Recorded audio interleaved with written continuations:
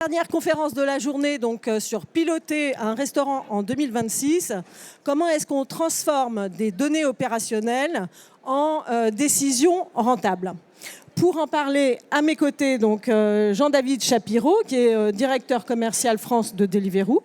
Bonjour. Bonjour.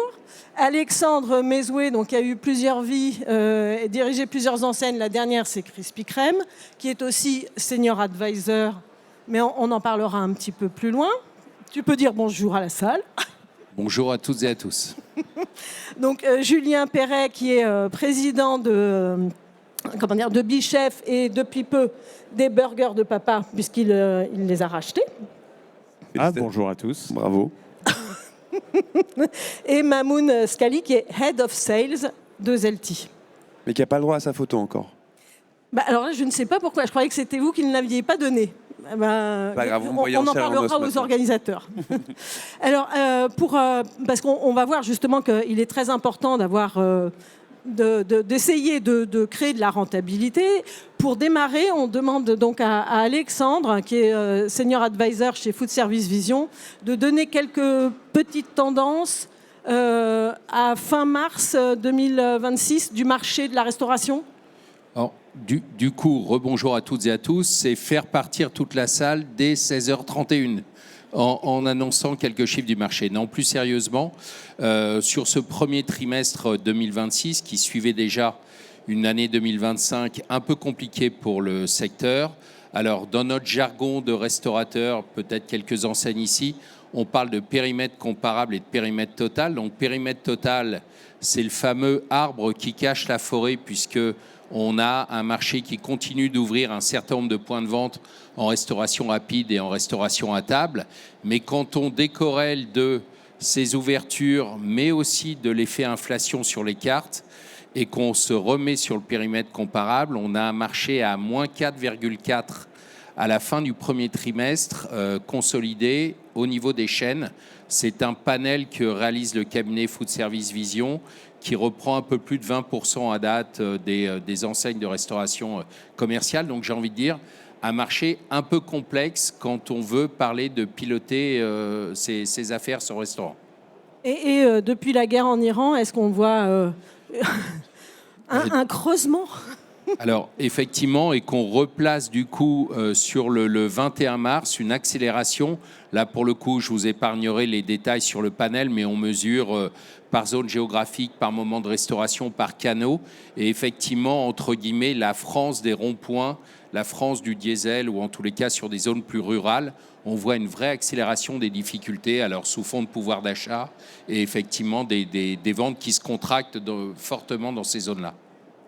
Donc c'est doublement important justement de voir comment est-ce qu'on peut améliorer la rentabilité. Donc je vais commencer avec vous d'abord, Mamoun Scali, avec votre système digital de commandes et d'encaissement.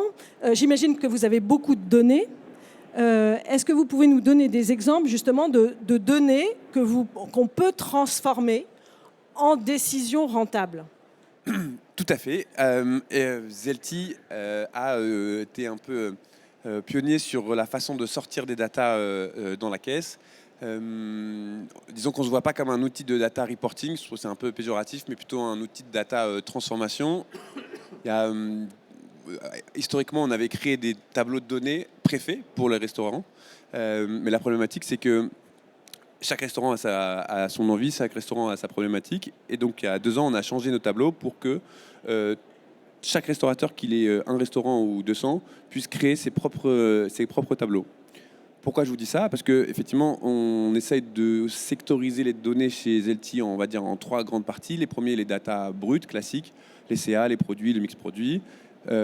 Data, on va dire, plutôt enrichie avec le top des ventes, les ventes pour lesquelles ça se passe moins bien. Et on va dire la data actionnable, la gestion, on va dire, de tous les performances entre les restos, entre succursales et franchisés, etc. Pour vous répondre à votre question sur l'exemple concret, prenons un exemple. Voilà, Julien, il a une problématique de burger. Il se dit que il sent qu'il y a un truc sur ses ventes de burgers qui ne fonctionne pas. se rend compte que avec nos tableaux, ça représente, un de ces burgers représente 60% de ses ventes. Il le sait notamment grâce à nos tableaux, mais il se rend compte sur un autre tableau que ce même burger va représenter une marge plus faible que ces autres burgers. Grâce à ces données, il va pouvoir avoir des vraies data actionnables pour se dire comment je fais un peu d'upsell, comment j'améliore mon menu sur les bornes. Et ça, effectivement, c'est parce qu'on a créé toute une batterie de tableaux qui permet d'avoir et de prendre des vraies données actionnables sur la rentabilité, sur les ventes. Et vous accompagnez justement les restaurateurs justement pour détecter la bonne donnée, pour bien l'utiliser? C'est aussi une bonne question. Ce qui est dur pour un restaurateur, c'est de commencer son tableau. C'est-à-dire, en gros, si vous êtes dit, vous pouvez faire 800 tableaux différents. Et c'est vrai que comment on commence? Ce nous, on décide de faire, c'est de commencer à vous former sur les tableaux et de faire tous les premiers tableaux, 10-15 tableaux que vous avez besoin. Et donc, oui, on accompagne, on crée les tableaux ensemble, et puis après, vous êtes autonome. D'accord. Jean-David, justement sur la livraison, autour des données, même chose. Est-ce qu'il y a des données opérationnelles auxquelles il faut être particulièrement sensible et qu'on peut transformer pour gagner quelques petits points de marge? Alors, oui, pour donner, avant de répondre à la question, un tout petit peu de contexte. Donc, nous, Deliveroo, on travaille avec environ 35 000 restaurateurs en France et on est, comme je pense la plupart d'entre vous le savez, une plateforme de mise en relation entre les restaurateurs, les clients qui veulent bénéficier du service de livraison et puis les partenaires livreurs qui vont apporter le repas depuis les restaurateurs jusqu'aux clients. Donc évidemment, dans ce contexte-là, avec les 35 000 restaurateurs avec qui on travaille, les 15 000 livreurs et les millions de clients, on voit passer énormément de transactions tous les jours et donc on met à la disposition des restaurateurs une lecture complète des données de vente, évidemment, de conversion, de commentaires clients, enfin tout un tas de données qui peuvent les aider à améliorer leur pilotage, que ce soit leur menu, leur packaging, leur promotion, leur prix, etc. On investit beaucoup dans des équipes d'account management qui sont là pour aider, parce que c'est pas évident, c'est beaucoup de données et évidemment la situation, 35 000 restaurants, c'est en réalité 35 000 réalités, et donc c'est pas toujours évident d'utiliser toutes ces données. Donc on investit aussi dans des équipes d'account management qui sont là pour aider les partenaires restaurateurs à trouver les leviers d'optimisation pour offrir la meilleure expérience à leurs clients. Et puis si je prends quelques exemples pour dire à quoi ça ressemble, j'ai en tête un restaurateur italien qui est assez connu dans l'Ouest parisien qui s'appelle Livio, par exemple. Suite aux commentaires des clients, il a ajusté la taille de ses pizzas parce que suite aux commentaires clients. C'est des petites optimisations, mais qui peuvent permettre à la fin du mois de s'y retrouver. À la fin du mois de s'y retrouver. Alexandre, quand tu étais par exemple chez Krispy Kreme, est-ce qu'il y avait des données aussi auxquelles tu étais particulièrement sensible, sur lesquelles tu travaillais très finement? Alors là, je reviens à ma vraie vie. Donc oui, évidemment, pour certains qui me connaissent, j'ai la chance de ne pas dormir beaucoup. Donc tous les matins à 6 heures, on avait une BI qui remontait avec l'ensemble des données quali et quanti. Donc aussi bien sur des canaux de distribution, on l'a vu là sur la partie livraison, et bien sûr les remontées de caisse au quotidien de l'ensemble des sites, agrégés ou pas, selon ce qu'on voulait. Et par exemple, j'ai un ou deux éléments en tête. On a, du temps de Krispy Kreme, mis en place des armoires en GMS, donc chez Franprix, Carrefour et Intermarché. Et en fait, on n'était pas directement relié aux caisses de ces grands acteurs, effectivement, du monde du retail. Et donc, du coup, on avait travaillé avec une société qui s'appelle Vusion. On avait, en machine learning, fait en sorte que quand les livreurs tous les jours arrivent, on fasse une photo de l'armoire, ce qui permettait de savoir ce qui avait été vendu entre ce qu'on avait déposé la veille et ce qu'on avait dans notre armoire. On renettoyait l'armoire, on l'a réachalandée, on refaisait une photo. Et donc, du coup, tout ça partait en automatique, effectivement, dans notre BI et donc en production. Et pour nous, de savoir réellement ce qui avait été vendu et de pouvoir répondre dans des temps très courts. mais c'est pareil avec les avis clients où chaque jour, on avait de la visibilité sur nos avis pour pouvoir interagir. Donc, malheureusement, pour quelques collaborateurs qui arrivaient à 8 heures au travail, il y avait déjà la liste des courses avec Encanti et Cali, ce qui nous permettait vraiment de réagir et de piloter tout ça. Mais tout ça, ça permet surtout d'améliorer les volumes. Mais comment est-ce que tu retravailles ensuite derrière? Comment tu transformes? Puisque l'objectif, c'est quand même d'avoir plus de rentabilité. Donc en fait, en pilotant une data pertinente, on sait où on veut aller, on a des objectifs. Cette data nous permet de mesurer dans des temps assez courts. C'était l'intérêt du panel rappelé tout à l'heure quand on se compare au marché, ou très concrètement sur des opérations au quotidien. On est dedans, on n'est pas dedans, et avec des plans d'action corrective qui se mettent en place avec les équipes très rapidement. Et à l'inverse, de ne pas avoir de data, pas pouvoir piloter en temps réel et être toujours en train de subir et de réagir après coup. D'accord. Julien, alors, ce qui peut être intéressant, c'est que tu as racheté les burgers de papa. Donc tu es avec 2 systèmes de données parallèles. Est-ce que tu arrives à harmoniser et de tout ça, comment est-ce que tu extrais les données que tu veux utiliser au maximum dans l'un et dans l'autre? Alors, harmoniser, ouais, c'est long, mais on y arrive, puisqu'effectivement, on hérite de 2 systèmes de caisse différents, 2 systèmes de gestion des marges différents, 2 systèmes d'approvisionnement différents, donc tout est différent. Et surtout, on a 2 cultures d'entreprise qui ne sont pas les mêmes, et donc on a un travail de la donnée qui n'est pas le même. Donc en plus, au-delà de ne pas avoir le même package de sources, on a des priorités qui ne sont pas mises au même endroit. Mais bon, ça se travaille en ayant des solutions qui agrègent la donnée ou qui viennent la retravailler derrière. Un outil comme Devor, là, qui est sur le salon, qui peut permettre de faire ça et d'agréger de la donnée et puis de la rendre comparable.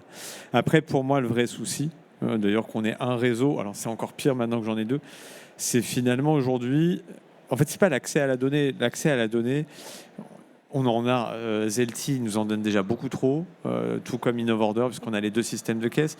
Deliveroo, Uber Eats, c'est infernal le nombre de data qu'on peut sortir de ces trucs-là. Nos logiciels de gestion aussi. À la fin, on a fait l'exercice la semaine dernière, on a demandé à Devor de nous envoyer un tableau de bord par jour des statistiques du réseau. J'ai compté un nombre de chiffres, il y a à peu près 12 000 chiffres dans le tableau chaque jour. C'est délirant. Et encore, on n'a pas mis les achats dedans, on a juste mis le chiffre d'affaires, les comparables du réseau, enfin, etc. Ça veut dire que c'est pas exploitable? Ça veut dire qu'aujourd'hui, c'est pas exploitable. En fait, le problème de la data, pour moi, puisque la question, c'est comment on transforme ça en rentabilité, pour moi, il y a 3 sujets. Il y a déjà, est-ce que la donnée elle est fiable? Ce qui n'est pas le cas sur le réseau, moi, que j'ai repris. On a une donnée qui est très peu fiable, notamment sur les achats, avec des gens qui contournaient le système historiquement, donc qui ne mettaient pas tous leurs achats, d'autres qui ne font pas d'inventaire, d'autres qui saisissent mal leurs heures. Enfin, donc on a une donnée déjà qui est fausse à la base. Donc est-ce qu'elle est exploitable? Ensuite, quelles sont mes vraies priorités? En fait, j'ai envie de faire quoi? J'ai envie de bosser ma marge brute, j'ai envie de bosser ma masse salariale, j'ai envie de travailler sur la pertinence de mes OP en delivery, j'ai envie d'améliorer ma qualité de delivery. Pour moi, il faut choisir ses combats. Si on veut tout faire, ça ne marche pas, c'est trop complexe. Rien que si on parle des opérations de delivery, que ce soit Uber ou Deliveroo, aujourd'hui, je crois que vous avez des scores. Alors chez Uber, c'est Confiance, chez Deliveroo, je ne sais plus comment il s'appelle. Ouais, nous, c'est le programme Confiance. Bon, c'est pareil aussi. Bon. Et eux, je ne sais pas. C'est le même, c'est Confiance aussi. Et là-dedans, vous avez déjà quasiment 10-15 indicateurs par resto, par jour. Enfin, c'est déjà l'enfer. Donc, je pense qu'il faut choisir ses combats et utiliser la donnée. En fait, être capable d'aller chercher la bonne donnée de qualité juste pour ce dont on a besoin et pas juste d'avoir un panel de données dans tous les sens qui ne sert à rien. Toi, concrètement, justement, c'est quoi les données qui sont fiables et que tu regardes véritablement régulièrement parce que tu sais que c'est quelque chose qui va t'aider et qui va te permettre d'améliorer ta marge? Si tu avais un choix à faire, c'est quoi? À mon échelle, oui. Alors, moi je suis le président du groupe. À mon échelle, je suis très focus sur les chiffres d'affaires et c'est très con, hein, juste les chiffres d'affaires, volume enfin volume et chiffre d'affaires en euros, et sur les marges brutes moyennes. C'est tout.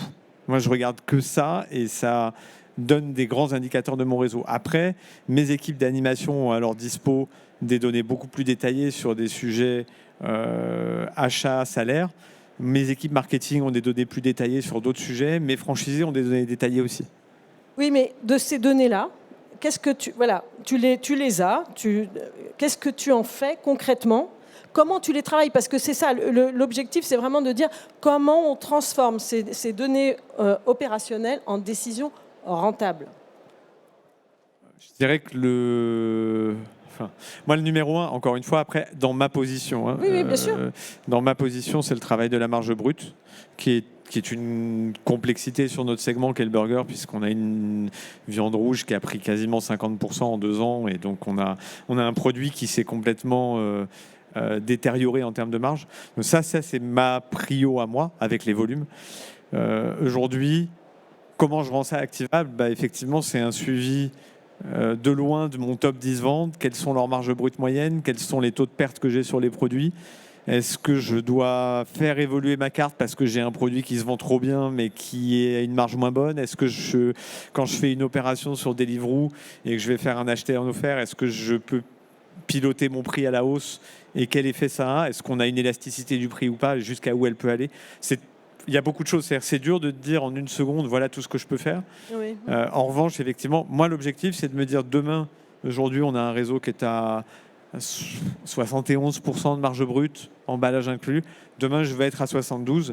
Je sélectionne mon panel de données pour aller chercher les 5-6 sujets où je sais que je peux aller gagner le point de marge dont j'ai besoin. D'accord. Mamoun, vous vouliez rajouter un... Non, mais du coup, il y a juste un petit truc un truc que je trouvais intéressant sur ton intro, sur le choix des données. Comment tu commences à regarder? Donc effectivement, toi, ta position de président, c'est des KPI qui sont, on va dire, très clairs, c'est une KPI de board. Mais effectivement, est-ce que tous les restaurateurs savent, je parle pas des groupes, mais plutôt des indépendants, où regarder quoi? Et donc pour préparer le meeting d'aujourd'hui avec le directeur produit Thomas, il me disait, mais tu te rends pas compte de tous les tableaux qui sont créés, qui ne sont pas utilisés. Et ça veut dire que on pourrait presque renommer la conférence, c'est comment choisir les données la bonne donnée pour transformer son resto. Donc Julien, il dit bien qu'effectivement, le marketing regarde des choses, les ops regardent des choses, le board regarde d'autres choses. Mais nous, on a un cimetière monumental de centaines des milliers de tableaux créés à usage unique et non traités, non exploités. Et ça vient un peu corroborer ce qu'il dit, c'est-à-dire le restaurateur, aujourd'hui, il a encore du mal à choisir sa donnée pour justement aider à piloter son resto. J'ai pas de solution, c'est juste un constat. Oui, tout part de là en fait. Alors, on parlait de Krispy Kreme tout à l'heure. Krispy Kreme, nous vendons des douzaines de donuts et donc en fait, toute la boîte ne fonctionnait qu'en douzaines. Combien de douzaines on a vendu? Combien de douzaines on a produites? C'est quoi mes West, en tous les cas mes invendus, etc. Et évidemment, chaque entreprise, chaque cycle, chacun à son niveau va avoir ses indicateurs. Il n'en faut pas 150, impossible à piloter. Et comment finalement chacun avec ses bons indicateurs, mes 3-4 KPI, ça suffit, comment je vais interagir finalement et apporter ma contribution. Évidemment, un CEO ne va pas avoir besoin des mêmes choses parce qu'encore une fois, c'est comment on a des alertes ou alors c'est quoi les signaux faibles pour pouvoir derrière agir avec les équipes sur différents sujets. Autre sujet, je me souviens, j'ai Deliveroo à ma droite, fin des années 2010 chez Planet Sushi où le sushi à l'époque et la marque, ou en tous les cas comme la pizza, qui a sa propre flotte de livreurs, évidemment disruptée par ces plateformes tierces agrégateurs qui sont arrivés. Et c'est comment, en pilotant au quotidien mon taux de pénétration, mes plateformes, je vais évidemment agir pour avoir un peu moins de livreurs salariés de la société parce que mes ventes en livraison sont en train d'être aspirées, j'ai failli dire siphonnées, mais c'était pas très loin, effectivement, par un flux nouveau qui va faire exploser la livraison à l'époque. Donc c'est vraiment ces micro-signaux où chacun va pouvoir les adapter à son univers, chaîne, indépendant, voilà mon secteur d'activité, etc. D'accord. Si je reviens justement sur la livraison, parfois justement sur la rentabilité, on peut vous accuser avec les commissions de réduire finalement cette rentabilité. C'est quoi votre regard là-dessus et quelles données vous pouvez apporter par rapport à ça ?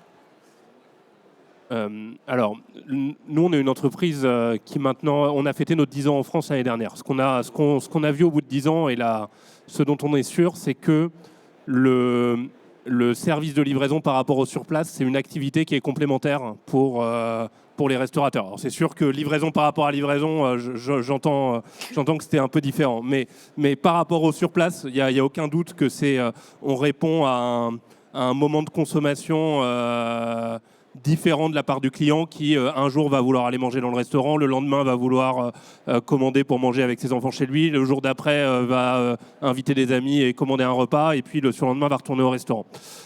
Et donc je pense que pour les restaurateurs, c'est important de prendre en considération que c'est une activité complémentaire avec un modèle économique qui est différent du surplace, avec des coûts en plus, des coûts en moins. La commission fait partie du modèle économique de la livraison parce qu'il y a un certain nombre de frais qu'il faut financer, et notamment la livraison et payer les livreurs. Hein. C'est principalement ce que finance la commission que payent les restaurateurs, en plus de toute la technologie qu'il y a derrière. Il y a, encore une fois, on est un business qui a une bonne dizaine d'années. Il y a 35 000 restaurateurs partenaires qui travaillent. C'est qu'il y a un modèle économique derrière, évidemment. Après, est-ce qu'il faut l'optimiser continuellement en partenariat entre nous et les restaurateurs, évidemment, et chaque cas est différent. Donc, je pense et on parle de la donnée, c'est important de pouvoir bien analyser c'est quoi mon modèle économique sur place, c'est quoi mon modèle économique en livraison, et prendre des décisions en prenant en compte. Évidemment, il y a une commission qui fait partie de ce modèle, les investissements promotionnels, les investissements en communication. Parfois, il y a des choses qui fonctionnent pas. C'est amusant, on en parlait il y a quelques minutes avec Julien. Parfois, on fait des choses bien, parfois on fait des choses moins bien. C'est quelque chose sur lequel nous, on est ravis de travailler avec les restaurateurs. Évidemment, ce modèle, il doit être gagnant pour les restaurateurs et pour tous les éléments de l'environnement que sont les clients, nous, et évidemment les livreurs aussi. Julien, tu voulais réagir ? Oui, enfin, ouais. Je ne sais plus à quoi. Non, oui, à ce que tu disais tout à l'heure. Je pense qu'effectivement, aujourd'hui, on est vraiment trop inondé par la data. Et ton truc des tableaux de bord, c'est exactement ça. C'est que partout, on m'explique non, mais on va te construire des tableaux de bord, on va te sortir des données, on va te sortir des machins. Et en fait, personne ne les lit, tout le monde s'en fout. Donc, je revenais à ta question de tout à l'heure qui était, mais OK, je fais quoi demain ?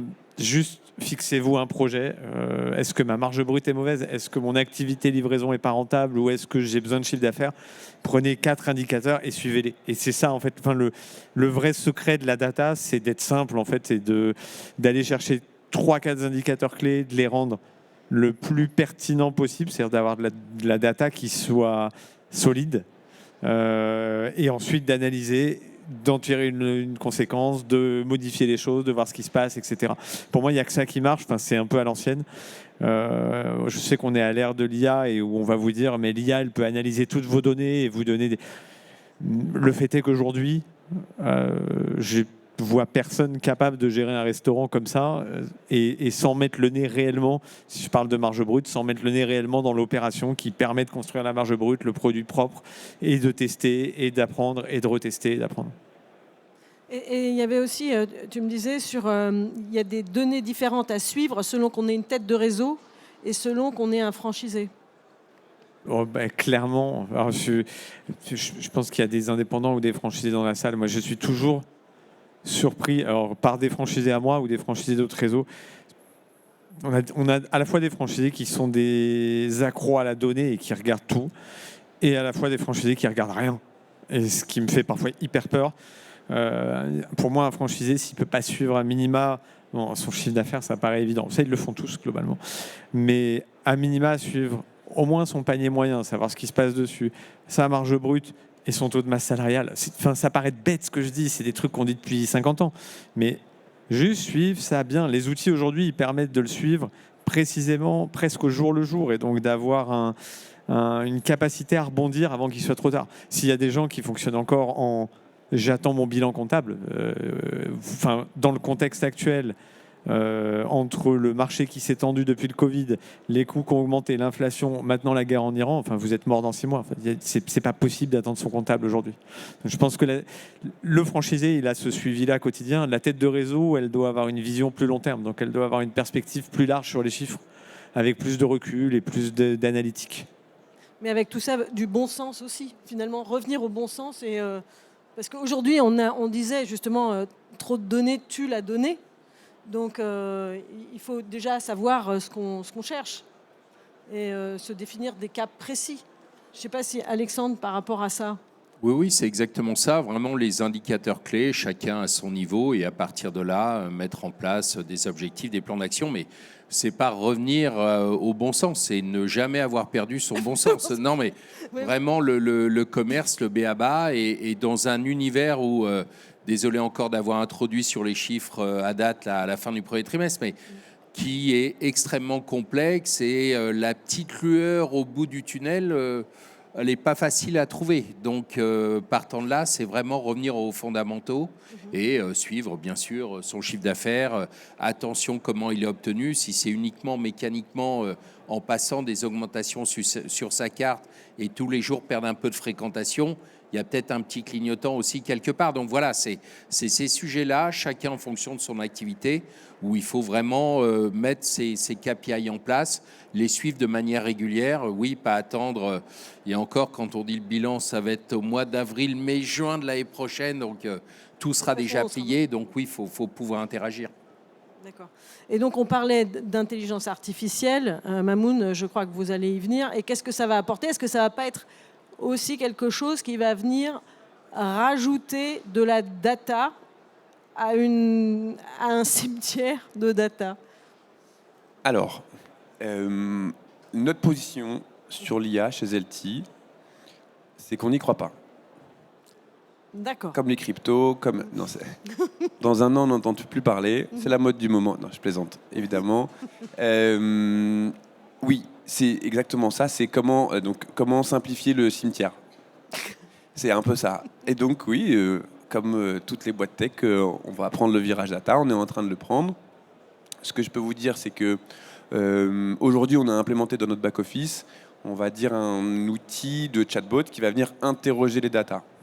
Je fais un tout petit peu d'auto-promo. Il est en prototype et vous pouvez venir le voir au stand. Ferme la parenthèse. Et effectivement, ça vient répondre à pas se perdre. Et donc, comme vous utilisez ChatGPT ou Claude, vous allez lui poser une question instantanée sur une donnée que vous avez besoin. Donc, ça évite de créer votre tableau au cimetière. Mais par contre, vous avez la donnée au bon moment, au bon endroit, un peu comme vous discutez avec votre IA actuelle. Et puis après, le step d'après, c'est de vous générer des choses. Julien, il disait, voilà, moi, en tant que PDG, j'ai besoin de quelque chose. Peut-être qu'il a un board. Génère-moi mes slides pour mon board de la semaine prochaine. Vous venez taper dans les données que vous avez. Le script ou le prompt que vous avez écrit va vous permettre d'avoir les bonnes données. Et puis après, ça va vous générer quelque chose de sympa qui va être diffusable, envoyable. Ouais. Donc c'est un peu ça qu'on veut faire. C'est-à-dire qu'on ne va pas en faire plus que ça en est la data, l'IA, parce que déjà le sujet il est complexe, parce qu'on est tous d'accord ici pour se dire qu'il ne faut pas traquer 50 data. Mais par contre, on va essayer de faire quelque chose de plus malin, qui va plus correspondre à la façon. Julien, il dit il y a des franchisés qui ne traquent pas leur data. Et c'est vrai, il y en a plein qui ne traquent pas leur data. Et donc peut-être qu'avec l'IA, il va pouvoir un peu plus discuter avec sa data sans vouloir faire toute la complexité de créer son tableau. Mais l'IA ne fait que ce qu'on lui demande. Donc il faut quand même avoir une vision de ce qu'on va vouloir chercher. Elle est pour moi la question? Je peux répondre. Ah ok, vas-y. Je vais un homme de vision. Je vais répondre à ça et je vais rebondir. Moi, je vois deux problèmes avec l'IA. L'IA, ouais, bien sûr, l'avenir, etc. Bon, on passe ça. Je vois deux problèmes. Le premier, c'est même pas qu'il faut savoir quoi lui demander. Le premier, j'en reviens à mon truc de base de tout à l'heure, la qualité de la donnée. Je te donne un exemple, mais c'est tellement con. C'est purement technique, mais c'est con. On a une IA, nous, chez notre autre prestataire de caisse. Je ne vais pas faire sa pub, il est... Voilà. On a une IA depuis 6 mois. Et donc, je me suis amusé il y a 3 semaines à lui dire, tiens, sors-moi mon classement des top ventes. Sors le classement des top ventes. Je prends mon export CSV, donc mon vrai fichier d'export. Je compare les deux. J'ai un produit qui est top vente. Il fait x2 sur l'IA par rapport à mon truc. Et en fait, l'IA n'avait pas compris que quand c'était écrit menu machin et le produit en dessous, c'était le même produit. Donc là où je mets un bémol, c'est attention, en fait, aujourd'hui, l'IA, elle, comme tu disais, elle ne fait que répondre bêtement à ce qu'on lui demande. Et donc, selon l'infrastructure de caisse, selon comment elle a été codée, selon la manière dont on lui a demandé les choses, elle peut vous faire 3 réponses qui n'ont rien à voir. Donc, aujourd'hui, faire confiance à l'IA sur un truc aussi technique que la marge, par exemple, comprendre des fiches techniques et tout, moi, je dis doucement, commencez par le faire prudemment, vous-même, bien proprement, avec vos fiches techniques, vos trucs, avant de commencer à dire... l'IA, crée-moi une super fiche technique qui va me permettre de... Vous avez 9 chances sur 10 de vous planter à la fin de la journée. Donc voilà, je mets ce petit bémol parce que oui, ça va pouvoir accélérer un certain nombre de décisions, mais à la fois, ça ouvre aussi des tas de portes et en fait, on perd la maîtrise de l'analyse. C'est-à-dire qu'aujourd'hui, c'est l'IA qui va faire l'analyse pour vous, sans la plupart d'entre nous ne savent pas encore vraiment la maîtriser. Donc voilà, je mettrai un vrai bémol là-dessus et je pense que c'est beaucoup de solutions tech nous vendent l'IA comme leur nouveau gadget génial. Pour moi aujourd'hui, doucement, parce que le gadget, il est plus perte de temps qu'autre chose. Jean-David, par rapport à ça, et après je reviendrai vers toi, Alexandre. Alors moi, je vais apporter une perspective pour le coup un tout petit peu plus loin du quotidien du restaurateur aussi, pour montrer que l'IA, pour nous, c'est important, mais j'entends complètement ce qui se dit. C'est-à-dire que nous, si je regarde Deliveroo, et puis on a rejoint le groupe DoorDash là, depuis 6 mois, qui est le leader de cette activité-là aux États-Unis, qui opère maintenant sous 3 marques avec DoorDash, Deliveroo, Wolt. Et on voit que l'IA nous permet quand même d'accélérer sur plein de choses, notamment sur les développements tech, sur la personnalisation de merchandising de l'application pour les clients, pour aider aux clients à avoir la bonne sélection de restaurants, etc. Donc c'est énormément de sujets qui sont très loin de ce dont on a parlé avant, mais où pour le coup l'IA apporte déjà une immense valeur ajoutée. Et le plus marquant honnêtement, c'est la rapidité à laquelle on est capable de développer des nouvelles fonctionnalités tech. Moi, il y a encore 2 ans, on disait la France, on a besoin de ça. C'est un peu Deliveroo, c'est une boîte anglaise. Pour ceux qui savent pas, ça a été créé en Angleterre il y a 10 ans. Le plus gros marché de Deliveroo, c'est l'Angleterre. Après, la France est un très gros marché, mais on avait besoin d'un développement spécifique à la France. Les équipes tech produits, elles nous disaient oh là là, c'est compliqué ça, il me faut 6 mois, 1 an. Maintenant, avec l'IA, il y a des choses qu'ils arrivent à faire en 1 semaine. C'est vraiment spectaculaire à quel point ça a permis d'accélérer ces choses-là. Alors, c'est beaucoup plus loin du quotidien du restaurateur, de ce dont on parlait avant, mais je pense que c'est une perspective aussi intéressante à apporter. Et je suis un peu taquin, mais je me dirais que le plus marquant, moi, sur vous, Deliveroo, c'est la capacité qu'ont les gens à utiliser l'IA pour contester les commandes en mettant des fausses photos. C'est incroyable. Incroyable. Bon, pour ceux qui ne savent pas de quoi je parle, les gens prennent votre sac qui arrive, ils disent à l'IA, génère-moi une photo du produit renversé et cassé en 2.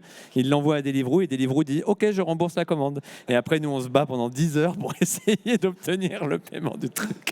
Et ça, c'est incroyable. Tout progrès nous amène notre challenge. Et donc, à nous de nous sophistiquer encore plus pour éviter ce genre de comportement qui existe, c'est vrai, mais et où on met beaucoup d'efforts pour les identifier et essayer de limiter le phénomène. De limiter le phénomène. Mais oui, bien sûr. Alexandre, j'ai vu que tu voulais réagir. Oui, alors du coup, entre tous les deux, je suis volontairement là, bien neutre, bien au milieu. L'IA, formidable révolution qui va dépasser largement notre secteur d'activité. Je crois que ce n'est pas le thème, on pourrait gloser ici. En tous les cas, même je dois être le plus ancien ou pas loin. C'est extraordinaire, on le mesurera mieux encore dans quelques mois, quelques années. N'oublions pas, on parlait de bon sens et de fondamentaux tout à l'heure, pilotons déjà au quotidien en restauration un prime cost, un coût matière. On a toutes les solutions, Adoria, Impulse, il y en a des dizaines. Je rappelais à mes équipes, c'est quoi un coût matière? Parce que quand on a enlevé la solution, comment on calcule un coût matière? Déjà, juste un petit truc, stock initial, achat sur période, moins stock final, mais on ne le sait même plus ça. Et donc revenons encore une fois, coût matière qui permet de connaître sa marge, sa masse salariale dans un métier quand même de service où les coûts ont considérablement évolué. Pilotons ces indicateurs au quotidien et sur lesquels on peut clairement interagir, sinon au quotidien, en tous les cas à la semaine, et pouvoir impacter très considérablement effectivement sa rentabilité fin de mois, évidemment sur son bilan annuel.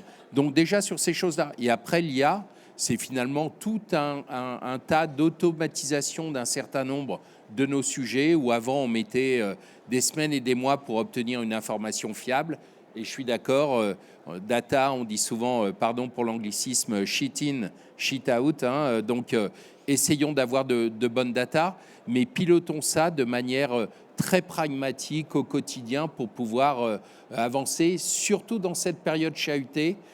Par grand vent, ne commençons pas à déployer le SPI et à partir à l'aventure, mais au contraire, un peu de cabotage là, la main sur la barre bien serrée, et ça doit pouvoir fonctionner. D'accord. On va laisser peut-être un peu de temps à la salle pour poser les questions, mais donc un petit tour de conclusion pour chacun. Jean-David, donc vous avez intégré le groupe d'Ordage. Qu'est-ce que ça vous a apporté? Et un petit mot de conclusion, et ensuite chacun d'entre vous. Alors, ça nous apporte faire partie d'une famille plus large, plus d'expérience et donc des bonnes idées qui peuvent exister dans d'autres pays qu'on est capable de répliquer en France pour améliorer l'expérience des clients, des restaurateurs, des livreurs. Ça ouvre aussi quelques perspectives. Le groupe d'Ordage, c'est un groupe qui s'est construit autour de la digitalisation du restaurant et de façon même un peu plus large de la digitalisation du commerce de proximité. Et il y a des services qui ont été lancés par exemple aux États-Unis d'avoir sur l'application d'Ordage la possibilité de réserver une table dans le restaurant. Donc d'aller un cran plus loin de la livraison. Donc il y a la livraison sur Deliveroo, il y a la livraison en marque blanche, c'est-à-dire sur le site du restaurateur. Il peut y avoir aussi aider les restaurateurs à faire venir du trafic dans les restaurants, etc.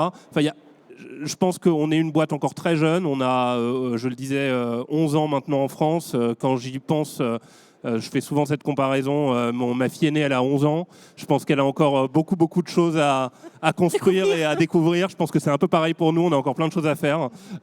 Et effectivement, faire partie de cette famille un peu plus large que celle où on faisait partie auparavant nous donne de belles perspectives pour développer l'activité et créer des nouveaux services au bénéfice notamment des restaurateurs. D'accord. Alexandre, un petit mot de conclusion? Je ne vais faire que me répéter finalement. Aujourd'hui, soit on pilote avec une boussole ou avec un GPS. Alors, on est en 2026 sur Food Hotel Tech. Je ne peux que vous recommander le GPS, mais encore une fois, ça a été rappelé tout à l'heure, pas trop de data qui tue la data, mais au contraire, des bons KPI. Je n'ai qu'une recommandation à faire et les conseilleurs ne sont pas les payeurs, je sais. Très connecté, en GMS on parle de carrelage, mais il faut vraiment être très connecté au sol, très pragmatique dans ces périodes vraiment chahutées. Et finalement, on va passer cette crise. Crise égale danger-opportunité. Voyons une formidable opportunité. C'est optimiste et c'est bien. Je pense que c'est important de le rappeler. Julien? Alors, rien de mieux qu'Alexandre. Hein. C'était parfait et il a entièrement raison. Il faut aujourd'hui essayer de trouver ce qui peut nous permettre de sortir de cette crise, chacun de notre côté et tous ensemble. Et effectivement, rien de mieux que, à minima, d'avoir quelques indicateurs clés qui permettent de bien suivre le cap et de bien avancer, quoi. Mamoun? D'accord encore avec tout ce qui se dit et d'accord aussi avec le cap. Ici, vous avez des capitaines de navires et nous, on se voit modeste POS comme un mât ou un bateau qui peut vous accompagner aussi loin que possible à sortir de la crise. On les voit, les chiffres de nos fermetures. C'est un chiffre qu'on suit beaucoup. On voit qu'il augmente. Et donc, du coup, nous, on n'a que à vous accompagner, à vous aider c'est à nous de vous aider, c'est à nous de sortir des nouvelles features qui vont vous aider. Et donc, voilà, on se met à côté de vous et on essaye de pousser le bateau le plus loin possible. C'est sur ces jolis mots. Écoutez, merci à tous. Est-ce qu'il y a des questions dans la salle? Où c'était particulièrement clair, concret? C'est toujours la première question qui pose... Non? Non, rien. Il y a, au fond là-bas, il y a un monsieur qui...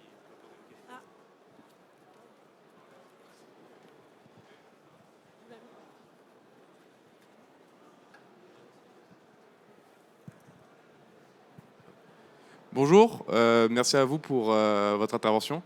À propos de la data, vous avez pas parlé, me semble, des normes RGPD en Europe et comment vous gérez ça au sein de vos entreprises. Merci. C'est un sujet chiant, ça, non? Un peu. C'est chiant, mais en soi, c'est important. J'estime. Après, si vous pensez que c'est pas si intéressant que ça. Non, je rigole. C'est un sujet important. Après, comment on traite ça, j'avoue que généralement, alors, le RGPD, on en parle sur notre site, on en parle sur nos programmes de fidélité principalement. Et généralement, en tout cas dans notre cas, nos partenaires fidélité gèrent ça pour nous. Enfin, quand je dis gèrent ça pour nous, ils intègrent une plateforme qui sait gérer le RGPD. Est-ce qu'il y a d'autres questions? Bon, bah écoutez, je crois qu'on peut vous remercier. Merci à tous les quatre. Merci.